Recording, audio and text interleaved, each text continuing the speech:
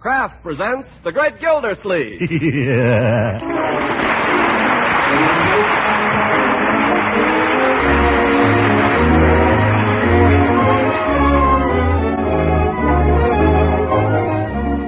The Kraft Cheese Company, who also bring you Bing Crosby every Thursday night, present each week at this time Harold Peary as The Great Gildersleeve, written by John Whedon. We'll hear from The Great Gildersleeve in just a moment. You know, these are the mornings when waffles or pancakes really hit the spot. And you need hearty food this crisp fall weather to start the day off right.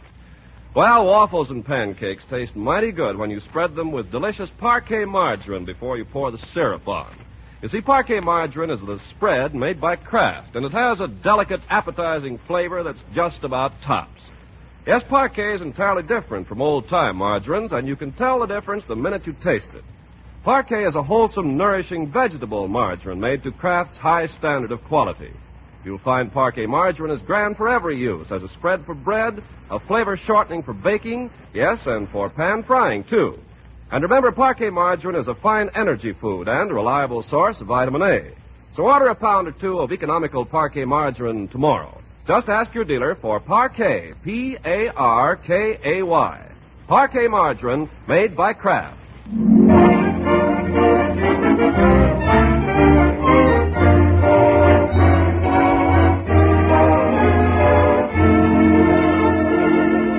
Now on to Summerfield and the Great Gildersleeve. There's a snap in the air these days and a touch of football. It's the kind of weather that makes a man want to be up and doing. And sure enough, at 10 o'clock in the morning, we find Gildersleeve arriving at his office ready for big things.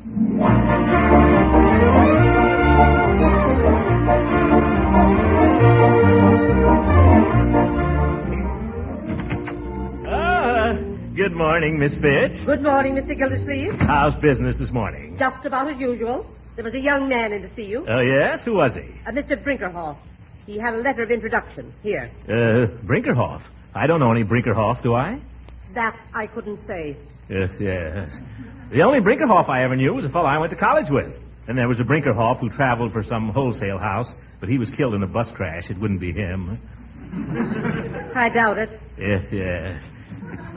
Of course, there's Brinkerhoff and Schultz, but I don't know anybody there, so I don't see who'd be writing to me. I wonder who it could be. May I make a suggestion? What's that? Why don't you open the letter and find out? Very good. Excellent idea. You're a wonderful woman, Miss Fitch. I don't know how I'd get along without you. Sometimes I'm tempted to try. Oh, it's from Brink. Brink? You know Brink? No, I don't suppose you do, but you've heard of him. He was All-American in 1919. All-American what? Halfback. He's the one who made the famous play against Navy. Oh, but maybe you don't remember. It was in the last quarter, about 1 minute to go, and we had the ball on our own 10-yard line. Here, I'll show you. Bend over. I beg your pardon. Bend over. I'm Brink, and you're playing center for Navy. Oh, no, I'm not. Well, I'm just trying to show you. What's the matter with you? Anyway, that's the fellow. Imagine me getting a letter from him. You see, it's addressed to me personally. Dear Tubby. Dear Tubby? I used to be a little stout. Wait till I show this to Hooker. I'll bet he never got a letter from an All-American. Oh, he says here, temper sure does fugit. I'd give my right arm to see you again, you old son of a gun. This is me he's writing to. He says, maybe you and me can get together at reunion sometime and have a good old chin fest. You and me. This man went to college? It's All-American. Scholarship. Then he goes on and he says, well, enough of such bourgeois. This epistle will introduce my son, Larry, who has just graduated from the old alma mater and is now starting on his own out in your neck of the woods. Anything you can do to introduce him around and help him make contacts will certainly be appreciated. Well, I'll have to do that. I'll have to have him right out to the house right away. And look how he signs it. As ever, Brink. Good old Brink. What times we had together. All right, George, I'll have the boy out tonight. I'll have him out to dinner. Get my house on the phone, will you? Yes, sir. Any son of Brink's is a son of mine.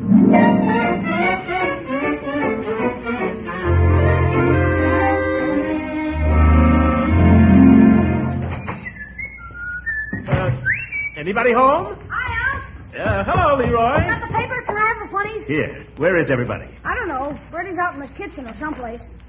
Do you have to read it on the floor, Leroy? It's easier that way. Well, don't leave it there. Pick it up when you get through. I always do. Yes, you do. Where's your sister? What? I asked you a question. She's in the hands of pirates. Marjorie, what are you talking about? Johnny Dimple. She's been trapped by river pirates. They're holding her prisoner on an old Japanese junk. It's an old Jap. Could you tear yourself away from that Japanese junk long enough to tell me where Marjorie is? I don't know. She went out somewhere. The hairdresser's, I guess. She's got a heavy date. Date? How do you know? She's been going around all afternoon with gunk on her face. Yes. Well, date or no date, she's going to have to postpone it. Marjorie? No, it's me, Mr. Gildersleeve. What have you been up to, Bertie? I just got back from marketing. It's a little late for marketing, isn't it? It was a little late when you called up about dinner. Yes, oh, yes. Well, I'm sorry, Bertie. I couldn't get a hold of the man sooner. Did you get the pot roast? Mr. Gildersleeve, I've been all over, and there ain't a pot roast in Summerfield. Oh, well, that's a shame. Brink was particularly fond of pot roast, as I remember. He was the greatest man for meat and potatoes I ever knew. Present company accepted. Huh? Oh, yes.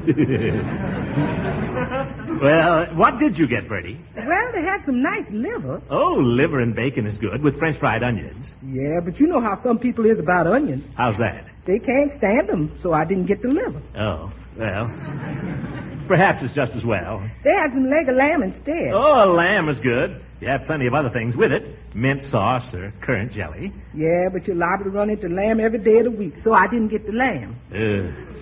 Well, what did you get? Mr. Gildersleeve, you like guinea hen? Guinea hen? Oh, now you're talking, Bertie, with nice stuffing and wild rice. And maybe some cream mushrooms on the side? Oh, wonderful. I love it. Wish I'd known that. I'd have bought the guinea hen.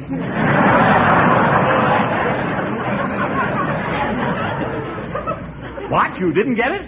No, not knowing the gentleman you invited for dinner, I figured I'd better play safe. Well, what did you get? Well, I figured I'd better get something that didn't take too long to cook in case maybe he was a little late. Yeah, maybe that's a good idea. What did you get? You know, something I could put on the fire after you got here. Something people like. Come clean, Bertie. What did you get? I got pork chops. Pork chops. Oh, I better be getting this stuff out to the kitchen. Here comes Miss Margie up the walk. Pork chops. Oh, well. Oh! Oh, look out there. Leroy, you have to lie in front of the door. Yes, young man. Why don't you watch where you're going? Pick that paper up. Gosh, can't a fella even do a little reading around here? The idea. Well, you're looking blooming, my dear. Oh, it looks terrible now, but I think it'll be all right when it's combed out. I had him cut it off a little shorter. It looks fine. I hope you didn't make any plans for this evening, my dear. Well, you know I have. Why do you think I had my hair done? I don't know why women have their hair done. It's just something that comes over them. Uncle Mort, you knew I had a date. Yes, but... I stood dug up last Saturday because you asked me to, and I'm not going to do it again. What have you got against Doug? Nothing at all, my dear. It's just that this son of an old college chum of mine turned up unexpectedly, so I asked him out to dinner. Oh, fine, I'll be glad to have dinner with him, but after that, I'm sorry. But you don't understand, my dear. This boy is all American. What do you think Doug is, an Indian? I mean, he's a football player. No kidding, Unc, an all-American? Well, his father was. I don't care if his dad was president. I've got a date with Doug. Marjorie. Yes? It's not very often I ask you to do a thing like this, but I'm asking you tonight. This means a lot to me. I'd like to show this boy a good time, and I'd like you to help me. But Uncle Mort... You like this boy, my dear. I haven't met him yet, but if he's anything like his dad, you'll be crazy about him. All the girls were crazy about Brink. He was a great, big, strapping fellow, had a grip like a bear trap. He'd shake hands with you, and your knees would turn to water. He must have been a charmer. Yes, Brinkerhoff was a hero to me. To me. He was a hero to everybody in school. I remember in my senior year, the biggest weekend of the year. The day of the junior prom. The day of the big game. Well, you're both right. The weekend of the game with State was also the weekend of the junior prom. And I'd invited a girl down for the occasion. A blind date. Uh-oh. You're wrong, Leroy. This girl turned out to be a pippin. How did you recognize her when you met her, Uncle Mort? It was all very romantic, my dear. She wrote me she'd wear a red hat with a green feather. And I wrote her I'd be wearing my raccoon coat, my beanie, and a chrysanthemum. You must have been quite a boy owning a raccoon coat. It belonged to my roommate. He was rich. But I'll never forget that day waiting down at the depot. There was a flock of us there. And as the train pulled in...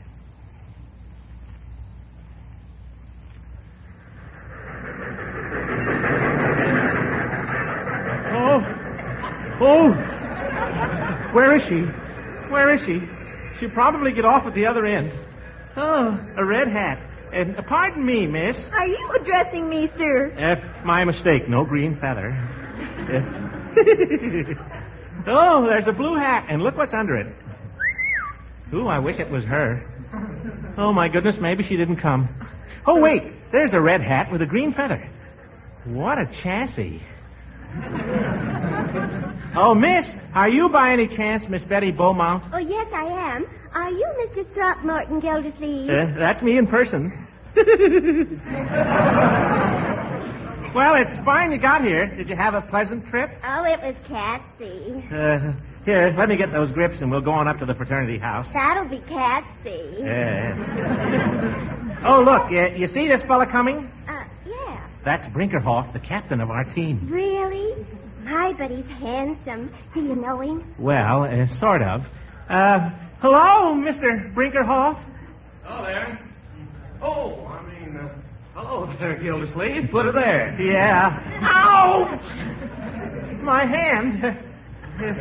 Glad to see you, Brinkerhoff. Miss Beaumont, I have the honor to present Mr. Brinkerhoff, the captain of our 11. How do you do? Well, I'm mighty glad to know you, Miss Beaumont, I'm sure. Hey, can I give you folks a lift up to the campus in my car? Well, Oh, Mr. Brinkerhoff, that would be Catsy. Just call me Brink, Miss Beaumont. All right, Brink. Can we ride up with Brink, Mr. Gildersleeve? Call me Tubby. Could we, Tubby? Sure, Tubby, come on. Hey, I tell you what, we can stop off this sweet shop and let Tubby buy us a soda. How about it? Gee, Brink, that would be Catsy. Hey, by the way, what are you and Betty doing tonight? Tonight? Well, tonight I'm going to sing in the Glee Club tonight.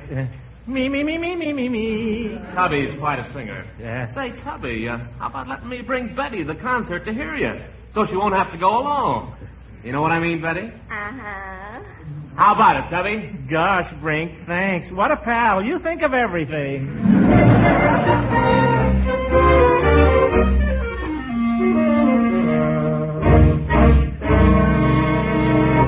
Now, men, you're going out on that field for that second half against State. The only way you can lose this game is if you all fall asleep. So I want you to play like you're behind. And that means fight. F-I-G-T, fight. That's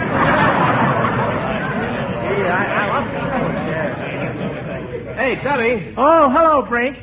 Gee, you're playing a great game, Brink. Oh, that's nothing to what I'm going to do this half.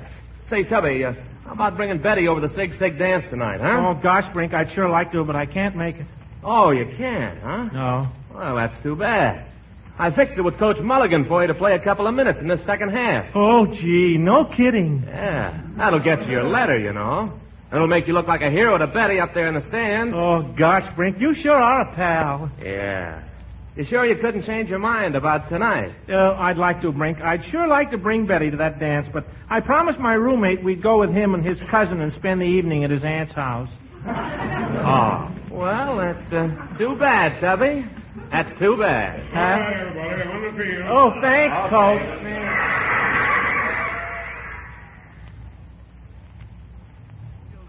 That's how I got my letter. If it hadn't been for Brink, the coach might have never put me in that game. Yeah, but how did you do in the game, Unc? How did it come out? Well, it was a funny thing about that. On the very first play, somebody clipped me from behind, knocked me down, and kicked me on the nose. They carried me off the field on a stretcher. Gosh, were you hurt badly? Broke my collarbone. I was laid up in the infirmary for 10 days. But do you know what Brink did? What? He took care of my girl for me all the rest of that weekend. Betty, she was a queen. That's the last date I ever had with her. After that, she went with Brink. Yeah, how did you know? You're sure he wasn't also the one who broke your collarbone? Brink? Never. Brink was my pal. Are you kidding? Oh, that must be young Brink now. Gosh, I can't wait to see if he looks like his dad. I'll go, my dear. Ah, Mr. Gildersleeve? Yes, come in. Come right in. By George, you're the spitting image of your dad. I'd know you any place. Yes, sir. Always glad to meet the son of Brink. Put her there, my boy. Glad to. Oh! My hand! Chip off the old block, all right.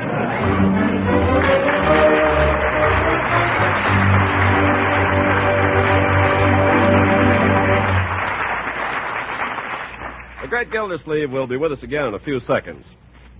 You homemakers are budget conscious these days, I'm sure. But none of you wants to sacrifice good nutrition for your family just to keep the food budget in line. Well, you don't have to if you serve your family foods like delicious parquet margarine, because they're thrifty and mighty nutritious, too. Yes, grand-tasting parquet margarine is an economical source of important food values your family needs. You see, besides tasting good, parquet margarine is a wholesome, nourishing food. It's one of the best energy foods you can serve your family.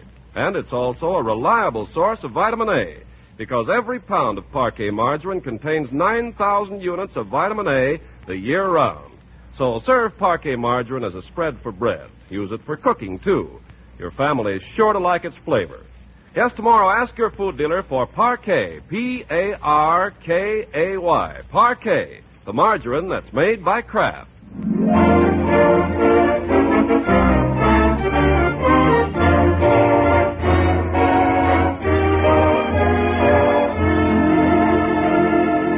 Now let's return to the Great Gildersleeve, who's invited a few of his closest friends in for the evening to meet the son of his old college chum, Brink Brinkerhoff. Dinner is over, and our host beams with pride upon the little group of guests clustered about the young hero. But did that stop me? Not me. I doubled back, ran through the whole team, circled around right end for a good 30 yards, and would have made the touchdown if it hadn't been I ran into my own interference. A chip off the old block, all right, folks. Mr. Brinkerhoff, I think that's the most exciting story I ever heard. Tell us some more of your experiences. Speaking of college puts me in mind of a rather amusing little experience in my own youth. Oh, brother. The time we stole the clapper out of the chapel bell. You know the old saying, boys will be boys. Oh. Well, sir, for some reason... Hey, Margie, come on in the den here. What is it you want? Who's that old geezer out there shooting off his face? That's Judge Hooker. He's a friend of my uncle's. Well, is he going to talk all night? Why don't he give somebody else a chance? He's a very nice man. Well, he talks too much. Hey, what do you say we get out of this fire trap and shake these stale characters? These are my friends. Oh, come on, let's get out of here. I don't see how you can say that. After all, Uncle Mort invited all these people just here to meet you. Well, they've met me. They've had their thrill. We don't have to stay here all night while that lame brain swipes the clapper out of the bell, do we? Well, that's good for 3 hours.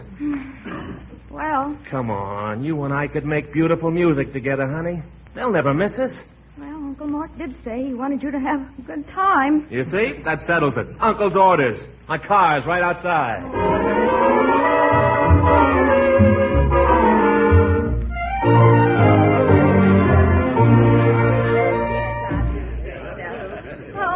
It's frightfully late. Good night, Throckmorton. Good night, Mrs. Ransom. Good night, Mr. Gildersleeve. Good night, Peavy. Well, Gildy, what do you suppose became of our young friends? They'll turn up, Horace. Don't be so nosy. That young Brinkerhoff seems to be quite a fella. Yes, well, he takes after his dad.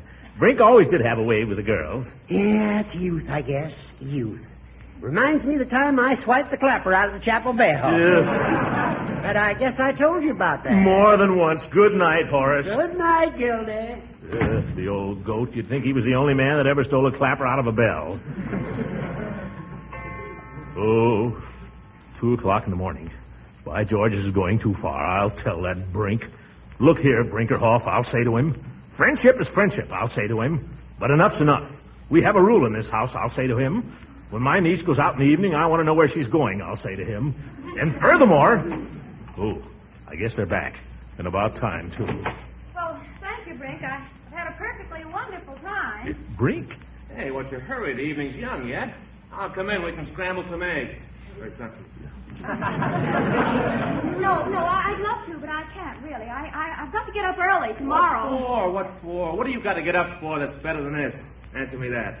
Oh, brother, chip off the old block, all right. Please, I've got to go, really. Please. No, I don't take my foot out of the door till you give me a kiss. Oh, are you going to start that again? We'll see about that. Marjorie! There, I told you. Coming, Uncle Mort. Good night. I'm sorry I'm so late, Uncle Mort, but there wasn't a thing I could do about it. Marjorie, where have you been? This wasn't my idea, remember? You said give him a good time. Uncle Mort, there's a man following me. Mr. Gildersleeve, I want to complain about your niece. She doesn't treat me right. Uncle Mort, if you don't mind, I think I'll run up now. I'm tired, and I think I'll just say good night. Good night, my dear. Good night, sugar. Good night. It's a great little girl you got there, Mr. Gildersleeve. She's a dilly. Yeah, she's a fine girl. A little difficult at times, though. Well, that's women, you know. You can't get along with them, and you can't get along without them. Very good. Hey, speaking of Marjorie, I wonder if you're going to be busy tomorrow, Mr. Gildersleeve. Marjorie? Busy? Yeah. Wonder if I could drop into your office to speak to you for a few moments. You mean about Marjorie? Yeah, about Marjorie. Well, certainly. Always glad to see you anytime, my boy. Shall we make it around 11? 11. Suits me. Fine. Good night, Mr. Gildersleeve. It's been swell. Good night, my boy. Oh, wow, my hand. Good night. Great kid. Marjorie. Oh, Marjorie. What is it, Uncle Mort? I know a secret, and I won't tell. Well, what do you mean? I know. I don't know what you're talking about, Uncle Mort. And I'm tired. You can't fool your old uncle, but I won't tell. I don't know what you're talking about. Good night. Good night, my dear. Pleasant dreams.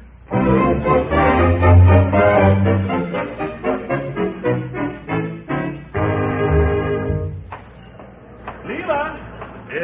Oh, hello, Throckmorton. Hello, Leela. I had a most enjoyable evening at your house last night. I want to tell you about last night. You know, Marjorie and young Brinkerhoff disappeared early in the evening. You noticed that? Well, I didn't like to say anything. Yes. Well, guess what? He's coming down to my office this morning to talk to me. You mean about? Uh-huh. Oh, I think that's so romantic. Yes, so do I. Why, who'd ever think little Marjorie? Why, she never even met him till yesterday, did she? That's right. Last night. Of course, it's all up to Marjorie. I don't want to influence her, but his dad was one of my best friends at college. Oh, I think it's just wonderful.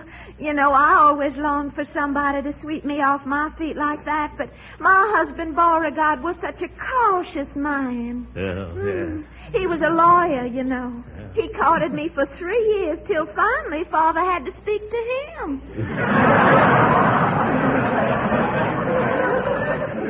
Well, they don't lose any time these days, by George. Yes, it happens so fast nowadays you never know who'll be next, do you? Next. I gotta be getting along. See you at the church, Lisa.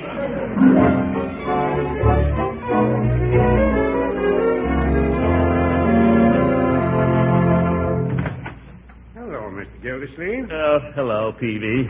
Well, it looks as if I might be losing my little girl, Peavy. You mean Marjorie? Yeah, she and young Brinkerhoff slipped out early in the evening last night, if you noticed. Yes, I thought there was something funny going on there. Well, he's coming down to the office to talk to me about it at 11 o'clock. Is that so? Yeah. I suppose congratulations are in order, then. Thank you. I'm going to hate to lose her, though, Peavy. Well, marriage is a great institution. I've had a good many years' experience with it. So has Mrs. Peavy. And I think we'd agree that your niece is making no mistake. You know, Peavy, I've always regretted that I didn't marry. Have you, Mr. Gildersleeve? Yes, I've always felt somehow that I was missing one of the finest things in life. Well, no, I wouldn't say that. Marriage has its conveniences and its inconveniences. Oh, well, of course, it's like anything else. It's a matter of give and take. More give than take. I think Mrs. Peavy would go along with me on that, too. I know, but you've been married a long time, Peavy. 23 years. So has Mrs. Peavy. When you've been married as long as that, I suppose the novelty sort of wears off. Well, no, I wouldn't say that either. Mrs. Peavy still manages to spring a little surprise on me now and then. Only the other day, she presented me with a watch fob she crocheted for me. Last thing in the world you'd expect. Watch fob, crocheted. I take it all back, Peavy. I'm glad I never got married. Oh, I got to be getting there. Can't keep him waiting. Goodbye, Mr. Gildersleeve. Wait a minute. What did I come in here for? Razor blade? No. Stamp? No. Well, it'll come back to me. Goodbye, Peavy. Goodbye, Mr. Gildersleeve.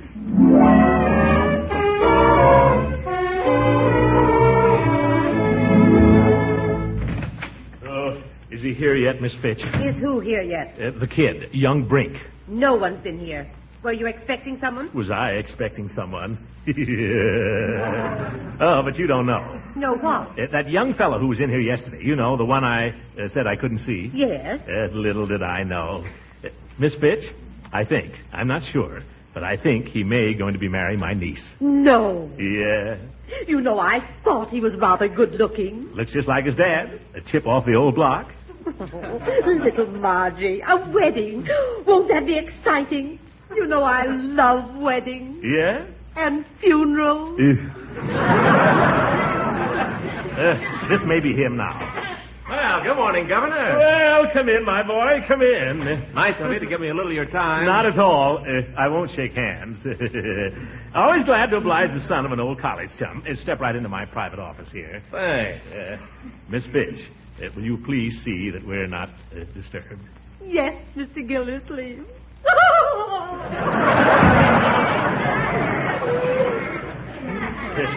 Sit down, my boy. She's all right. Take the chair there. Have a cigar. Oh, thanks. Don't care if I do. I always like a man that smokes cigars. There's a lighter on the desk there. Well, I guess if Marjorie knew that you were down here talking to me, she'd be kind of surprised, wouldn't she? You think a lot of that niece of yours, don't you, Mr. Gildersleeve? I think the world of her. She's a fine girl, Marjorie. I don't know a finer one. I agree with you. She's been a good niece to me, and she'll make a darn good wife to somebody.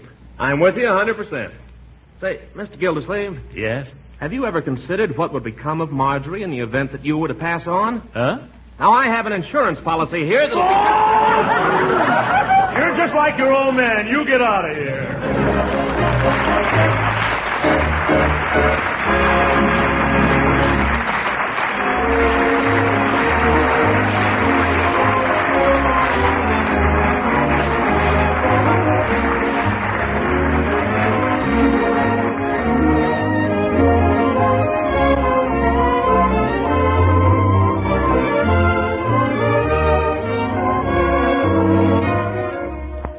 You know, here in Summerfield, we've sort of prided ourselves on doing the best we could every time a scrap drive or a bond drive came along, or anything that would help the war effort. But tonight, our hats are off to 3 other towns: Green Bay, Wisconsin, Freeport, Illinois, and Decatur, Indiana. In each of these towns, the Kraft Cheese Company has a plant, and those 3 plants have just been given the Army-Navy E Award for outstanding service in the production of food for our fighting men. Many manufacturers have been given this award, but this is the first time it has ever been presented to the men and women who help to make our Army and Navy the best fed in the world. We in Summerfield can't claim any credit for that accomplishment, but we can take pride in it, and we do. To you, men and women of the Kraft Company in Green Bay, Freeport, and Decatur, our hearty congratulations. Good night, everybody.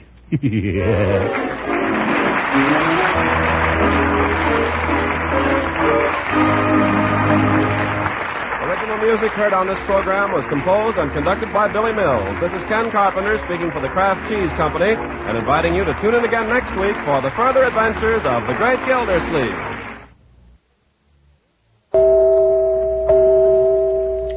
A word for all you thrifty women who are trying to keep the food budget on an even keel. The product called Kraft Dinner is just your dish. For Kraft Dinner gives the economical way, the quick way to make delicious macaroni and cheese. Fluffy, tender macaroni drenched with cheese goodness. With Kraft Dinner, you make it in just 7 minutes cooking time. You see, every Kraft Dinner package contains a special fast-cooking macaroni and an envelope of Kraft grated so that you can sprinkle in the cheese flavor in a hurry. And say the family will go for this thrifty, speedy macaroni and cheese. We'll tell you it's as good as any you ever baked in the oven the old-fashioned way. Why don't you get several packages of economical Kraft Dinner tomorrow? Have it on hand on the pantry shelf. A main dish ready in 7 minutes is such a help on busy days. Tomorrow, ask your food dealer for Kraft Dinner. This program reached you from Hollywood. This is the National Broadcasting Company.